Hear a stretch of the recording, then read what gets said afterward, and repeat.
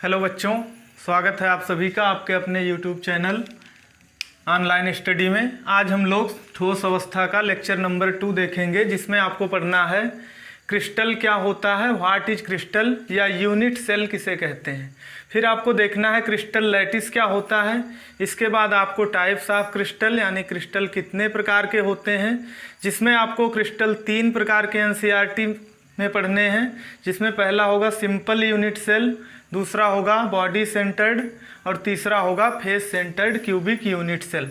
इसके बाद आप लोगों को प्रत्येक सेल के लिए, प्रत्येक यूनिट सेल के लिए कोऑर्डिनेशन नंबर निकालना है, यानी उप सह संयोजन संख्या। और इसके बाद प्रत्येक सेल के लिए आपको इफेक्टिव एटॉमिक नंबर यानी Z का कैलकुलेशन करना है। तो चलिए सब हम लोग शुरू करते हैं। सबसे पहले what is crystal. What is crystal, crystal क्या है। तो इससे पहले लेक्चर में आपने सीखा था कि क्रिस्टल एक विशेष प्रकार की संरचना होती है, जिसकी संरचना को हम कुछ इस प्रकार से बना सकते हैं और इसे हम लोग कहते हैं क्रिस्टल, या इसी क्रिस्टल को हम लोग यूनिट सेल भी कहते हैं। यह है क्रिस्टल, या इसे हम लोग यूनिट सेल भी कहते हैं। अब क्रिस्टल को अगर आप परिभाषित करना चाहें तो आप कह सकते हैं कि क्रिस्टल वह ज्यामितीय संरचना है जिसमें 6 सतह, 8 कोने तथा 12 कोरें होती हैं। 12 कोरें होती हैं। इस प्रकार की संरचना को हम लोग कहते हैं क्रिस्टल। इसके बाद दूसरा पॉइंट आता है क्रिस्टल लैटिस क्या है। अभी इस पर हम लोग डिटेल में चर्चा करेंगे। क्रिस्टल लैटिस क्या है। क्रिस्टल लैटिस को हिंदी में आप लोग कहोगे क्रिस्टल जालक। क्रिस्टल जालक। अगर हम इस प्रकार से कई क्रिस्टलों को नीचे ऊपर दाएं बाएं आपस में जोड़ करके रख देते हैं तो इसको हम लोग क्रिस्टल जालक कहते हैं, क्योंकि ये क्रिस्टलों का एक समूह बन जाता है, जिसको हम लोग क्रिस्टल जालक कहते हैं। तो इस तरह से आप लोग क्रिस्टल जालक का निर्माण कर सकते हो, और इस तरह से बनाने के बाद आप पाएंगे कि कई क्रिस्टल आपको आपस में जुड़े हुए दिखाई दे रहे हैं। तो ये बन जाएगा एक क्रिस्टल जालक। तो ये आपने देखा, इस तरह से आप लोग क्रिस्टल जालक बना सकते हैं। तो इसे हम लोग कहेंगे क्रिस्टल जालक। इसमें आप देख रहे हैं कि एक से अधिक क्रिस्टल आपस में एक साथ जुड़े हुए हैं। इसके बाद देख लेते हैं कि ये जो इसके कॉर्नर हैं ये क्या है। इस कॉर्नर को हम लोग कहते हैं जालक बिंदु। जालक बिंदु, या इसी को हम लोग लैटिस पॉइंट भी कहते हैं। Lattice point. ये जालक बिंदु क्या है। हमें पता है कि क्रिस्टल जालक या क्रिस्टलीय पदार्थ जो होते हैं उसमें हम लोग आयनिक कंपाउंड की बात करते हैं, आयनिक यौगिक की। तो ये जो आयनिक यौगिक के जो आयन हैं यानी परमाणु हैं, ये यहाँ पर कोने पर व्यवस्थित हैं। इस तरह से प्रत्येक परमाणु जिसके केंद्र को हम केवल दिखाते हैं क्रिस्टल लैटिस में, या हम बिंदु से केवल दिखा सकते हैं। तो इस तरह से आप इसको अलग से भी समझ सकते हो कि अगर हम इस प्रकार परमाणुओं को एक तरह से व्यवस्थित करें और इसके ऊपर 4 और परमाणुओं को इसी तरह से व्यवस्थित कर दें तो एक इस तरह की संरचना प्राप्त होगी, जिसे हम लोग क्रिस्टल कहेंगे। और यहाँ पर प्रत्येक कोने पर एक एक परमाणु लगे हुए होते हैं। तो इस तरह से आप लोग क्रिस्टल को समझ सकते हो और डिफाइन कर सकते हो। उसके बाद यदि हम इस तरह के कई क्रिस्टल को आपस में जोड़ देते हैं तो उसे हम लोग क्रिस्टल जालक कहते हैं। इसके बाद आगे हम लोग सीखेंगे टाइप्स ऑफ क्रिस्टल, यानी क्रिस्टल कितने प्रकार के होते हैं। तो हेडिंग लगाइएगा आप लोग क्रिस्टल के प्रकार। क्रिस्टल के प्रकार यानी क्रिस्टल कितने प्रकार के होते हैं। जैसा कि आप लोगों को पहले से हमने बता दिया है कि क्रिस्टल मुख्य रूप से 3 प्रकार के हैं, जो कि आपको पढ़ने हैं। वैसे ब्रेवियस ने 14 प्रकार के क्रिस्टलों की व्याख्या की है, लेकिन यहाँ एनसीईआरटी में या क्लास 12th में आपको केवल 3 प्रकार के क्रिस्टल पर चर्चा करनी है, जिसमें सबसे पहला होगा सरल घनीय एकक कोष्ठिका। एकक कोष्ठिका,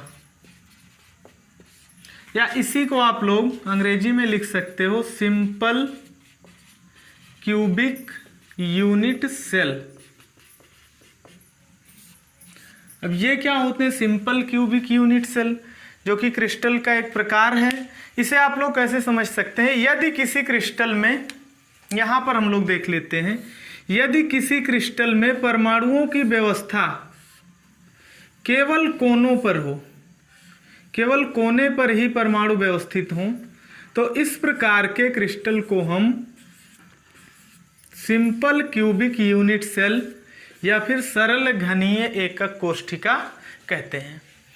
अब आपने जैसा कि सीख लिया कि सरल घनीय एकक कोष्ठिका किसे कहते हैं, तो इसके बाद हम लोगों को सरल घनीय एकक कोष्ठिका में कोऑर्डिनेशन नंबर यानी उपसह संयोजन संख्या निकालनी है।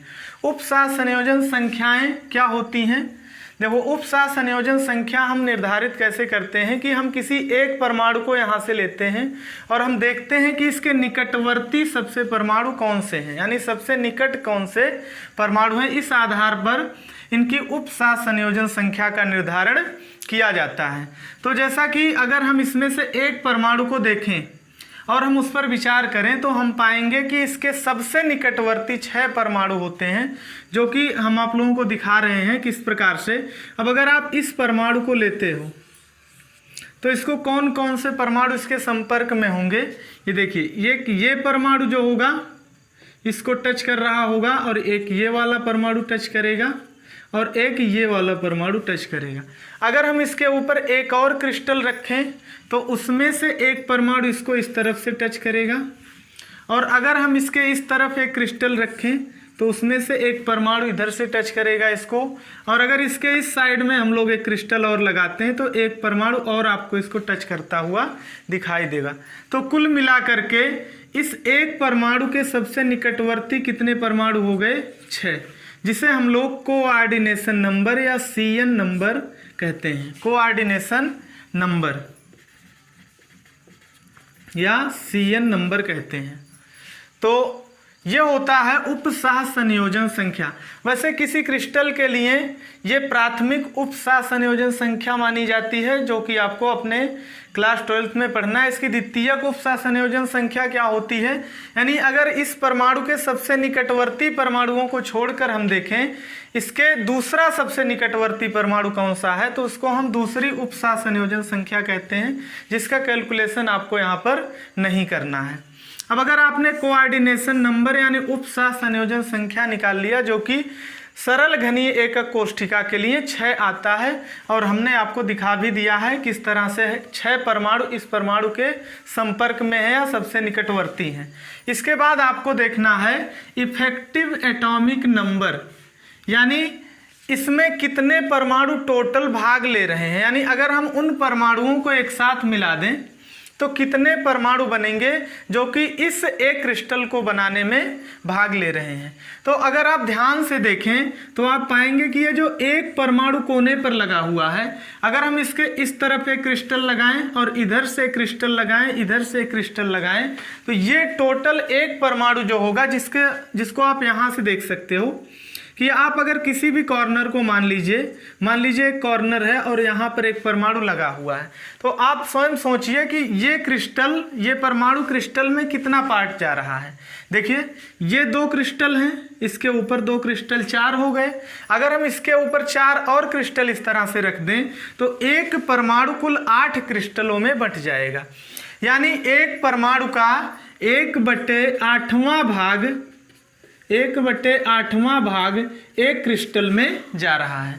तो अगर हम इफेक्टिव एटॉमिक नंबर Z का कैलकुलेशन करने चलें तो हम पाएंगे कि इसमें कुल 8 परमाणु लगे हुए हैं और 8 परमाणुओं का 1/8वां भाग जा रहा है।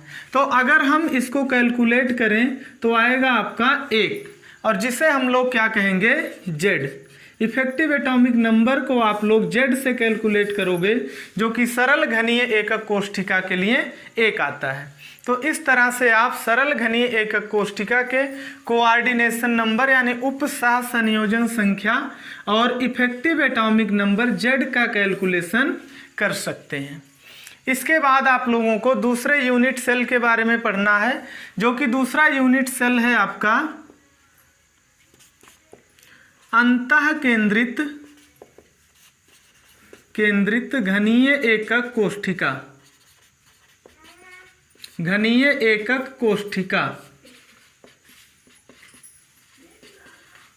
जिसे हम लोग अंग्रेजी में लिखते हैं बॉडी सेंटर्ड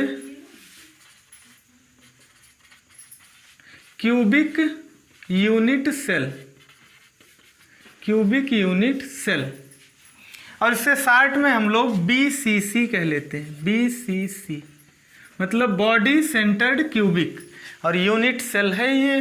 तो इस तरह से आप लोग इसको समझ सकते हैं कि अंतः केंद्रित घनीय एकक कोष्ठिका को हम लोग अंग्रेजी में body centred cubic unit cell या BCC कहते हैं। जैसा कि नाम से स्पष्ट हो रहा होगा, बॉडी सेंटर्ड यानी अंतः केंद्रित, जो पूरे बॉडी के अंतः केंद्र में स्थित हो, तो उसको हम लोग कहते हैं अंतः केंद्रित घनीय एकक कोष्ठिका। अगर इसको आप लोग यहाँ बना लें, यहाँ थोड़ा सा जगह बचा हुआ है, तो हम लोग सबसे पहले क्रिस्टल बनाएंगे। अगर इसको आप परिभाषित करना चाहते हैं तो कैसे कहेंगे कि वह एकक कोष्ठिका जिसमें कोनों के साथ साथ बॉडी के सेंटर पर भी एक परमाणु उपस्थित होता है, ऐसे यूनिट सेल को यानी ऐसे एकक कोष्ठिका को हम लोग अंतः केंद्रित घनीय एकक कोष्ठिका कहते हैं।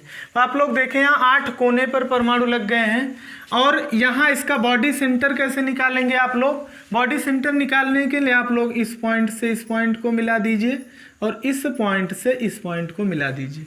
ये जहाँ पर कट करेगा वही इसका बॉडी सेंटर हो जाएगा।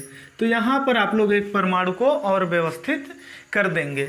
अगर आप लोग इसको अलग से समझना चाहें तो यहाँ देख सकते हैं, जैसे 4 परमाणु यहाँ आपने रख दिया, अब इसके बीच में जो खाली स्थान बच रहा है यहाँ पर एक परमाणु आप और व्यवस्थित कर दीजिए, और इसके ऊपर ठीक ऐसे ही 4 परमाणु और रख दीजिए। इसके ऊपर ठीक ऐसे ही 4 परमाणु और लगा दीजिए आप।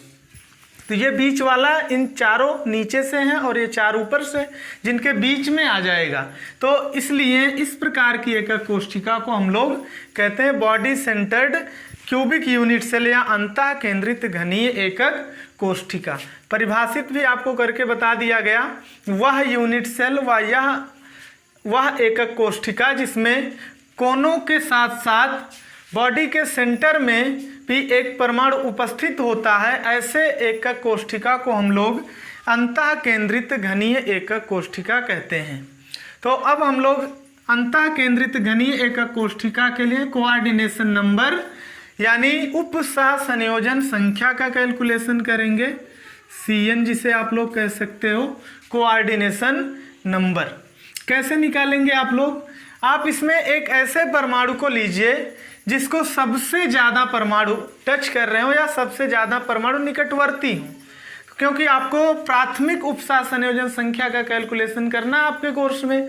तो आप लोग ये बीच वाला परमाणु जो देख रहे हैं, जो बॉडी के सेंटर में है, अगर आप उसको ध्यान से देखें तो आपको यहाँ अभी बताया गया कि ये 4 परमाणु ऐसे लगे होते हैं जिनके बीच में खाली स्थान पर एक परमाणु व्यवस्थित होता है और इसके ऊपर 4 और परमाणु लगे होते हैं। तो अगर आप इस पर विचार करें तो आप पाएंगे कि इसको 8 परमाणु कुल टच कर रहे हैं। तो अतः हम इसका कोऑर्डिनेशन नंबर कितना लिख सकते हैं? 8। इसके बाद आप लोगों को इफेक्टिव एटॉमिक नंबर यानी कितने परमाणु भाग ले रहे हैं, इसके बाद आप लोग इफेक्टिव एटॉमिक नंबर Z का कैलकुलेशन करेंगे। किसके लिए? अंतः केंद्रित घनीय एकक कोष्ठिका के लिए। कैसे आपको कैलकुलेट करना है? आपने ये पहले समझ लिया है सरल घनीय एकक कोष्ठिका में कि जो कोने वाले परमाणु होते हैं उनका 1/8 यानी Z का आप कैलकुलेशन कर रहे हो तो कोने वाले परमाणुओं का 1/8 भाग, और टोटल कितने कोने पर परमाणु लगे हैं? 8 परमाणु। तो 8 से गुणा कर लेंगे और प्लस में एक परमाणु जो बीच में है वो पूरा का पूरा परमाणु एक ही क्रिस्टल के अंदर है, इसलिए इसको हम लोग एक प्लस करके जोड़ लेंगे। तो इसको हम लोग कैंसिल करेंगे और कैलकुलेट करेंगे तो z बराबर 1 + 1 यानी कितना आ जाएगा 2। तो अगर आपसे पूछा जाए कि अंतः केंद्रित घनीय एकक कोष्ठिका के लिए इफेक्टिव एटॉमिक नंबर z कितना होता है, तो आप लोग बताएंगे इसके लिए इफेक्टिव एटॉमिक नंबर कितना होगा 2, यानी कितने परमाणु इस क्रिस्टल को बनाने में भाग ले रहे हैं। यानी अगर हम सभी परमाणुओं को एक साथ जोड़ दें एक क्रिस्टल में जो लगे हुए हैं तो उनकी संख्या कितनी होगी, तो यहाँ से आपने देखा उनकी संख्या हो जाएगी 2। इसके बाद आप लोगों का एक और कोष्ठिका बचती है जिसे हम लोग कहते हैं फलक केंद्रित घनीय एकक कोष्ठिका। फलक केंद्रित घनीय एकक कोष्ठिका, जिसे आप लोग अंग्रेजी में कह सकते हैं face centred cubic unit cell. Cubic unit cell, और इसे हम लोग शार्ट में क्या कहते हैं FCC, यानी face centred cubic unit cell. तो इसके हम लोग यहाँ पर देख लेते हैं फेस सेंटर्ड। फेस का मतलब क्या होता है सतह, यानी ऐसा क्रिस्टल, परिभाषित इस तरह से आप लोग कर सकते हैं, ऐसा क्रिस्टल जिनमें कोनों के साथ साथ, अगर आप कोने पर एक एक परमाणु को व्यवस्थित कर दें और कोने के साथ साथ सभी सतहों के केंद्र पर एक एक परमाणु उपस्थित होते हैं, तो ऐसे क्रिस्टल को हम लोग फलक केंद्रित घनीय एकक कोष्ठिका कहते हैं। तो आप फलक यानी सतह की जो सतह का केंद्र है उसको आप लोग कैसे ज्ञात करोगे, आप लोग यहाँ से एक लाइन ड्रा करें और यहाँ से एक लाइन। अब ये लाइन जहाँ पर कट रही है उसे हम फलक का केंद्र कहते हैं। तो फलक के प्रत्येक 6 फलक होते हैं, तो 6 फलक के केंद्र पर आप एक एक परमाणु व्यवस्थित कर दीजिए। अब ये 4 फलक हो गए। अब एक सामने वाला फलक, इसके लिए एक परमाणु यहाँ व्यवस्थित कर देंगे और एक पीछे वाला फलक, इसके लिए एक परमाणु इस तरह से व्यवस्थित कर देंगे। इसके बाद आप लोगों को क्या करना है, इसका कोऑर्डिनेशन नंबर कैलकुलेट करना है। तो अगर आप लोग ध्यान से देखें तो आप लोग देख सकते हैं कि जो फलक केंद्रित घनीय एकक कोष्ठिका है, इसमें आप लोग उस परमाणु को लेंगे जिसको सबसे ज़्यादा परमाणु टच कर रहे हों। यानी आप लोग किसी भी एक परमाणु को जो कि फलक पर हैं उसको ले लीजिए, तो आप लोग पाएंगे कि जो फलक पर परमाणु है इसको तो ये चारों टच कर रहे हैं। इसके बाद और कौन इसको टच कर रहा है, ये वाले परमाणु हैं और ये जो फलक पर लगा हुआ है। इसके बाद यानी सभी जो 6 फलक पर लगे हुए हैं ये सभी परमाणु इसको टच कर रहे होंगे। तो इस तरह से, और इसके ऊपर अगर आप एक क्रिस्टल लगाएं तो उसके एक फलक का परमाणु, इसके इस तरफ से क्रिस्टल लगाएं आप तो उसका एक परमाणु, यानी इसका अगर कोऑर्डिनेशन नंबर आप निकालने चलें तो वो आएगा 12। आप कैसे गिन सकते हो, 4 ये हो गए, एक ये हो गया, 5, 6, 7, 8, 9। अब इसके आप 3 तरफ से और क्रिस्टल लगा सकते हैं। एक इस तरफ से लगा दें, एक ऊपर की तरफ से लगा दें और एक पीछे की तरफ से लगाएं, तो हम पाएंगे कि कुल इसको 12 परमाणु टच कर रहे हैं। तो इस तरह से आप इसका कोऑर्डिनेशन नंबर निकाल सकते हो। अब बात आती है इसका इफेक्टिव एटॉमिक नंबर कितना होगा। इसको कैसे कैलकुलेट करेंगे आप लोग, इफेक्टिव एटॉमिक नंबर कैसे कैलकुलेट करेंगे, जिसे आप लोग Z से लिखते हैं। तो Z बराबर क्या लिखेंगे आप लोग, सबसे पहले जो कोने पर परमाणु हैं उनकी संख्या कितनी है 8, और उनका कितना भाग जाता है एक परमाणु में 1/8। इसके बाद सभी फलकों पर एक एक परमाणु लगे हैं। अगर आप फलक को ध्यान से देखें तो फलक का एक परमाणु जो है उसका आधा भाग एक क्रिस्टल में और आधा भाग जो उसके बाहर दूसरा क्रिस्टल लगा होगा उसमें जाएगा। तो यानी कि आप प्लस में लिख सकते हो 6 परमाणु हैं सभी फलक पे और उनका कितना भाग पार्टिसिपेट कर रहा है 1/2। अगर आप इसको कैलकुलेट करने चलें तो आपको मिल जाएगा 1 + 3 यानी कि 4। यानी फलक केंद्रित घनीय एकक कोष्ठिका के लिए इफेक्टिव एटॉमिक नंबर यानी परमाणुओं की संख्या जो कि एक क्रिस्टल को बनाने में यूज हो रही है उसको हम लोग कितना कैलकुलेट किए हैं 4। तो इस तरह से आप प्रत्येक एकक कोष्ठिका के लिए उसकी संरचना, एकक कोष्ठिका के नाम, उसके लिए कोऑर्डिनेशन नंबर यानी उपसह संयोजन संख्या, जो कि केवल आपको प्राथमिक उपसह संयोजन संख्या निकालनी है यहाँ पर, और इफेक्टिव एटॉमिक नंबर Z का कैलकुलेशन कर सकते हैं। तो आज के वीडियो में बस इतना ही, और अगले वीडियो में आप लोग इसके बाद के टॉपिक पर चर्चा करेंगे।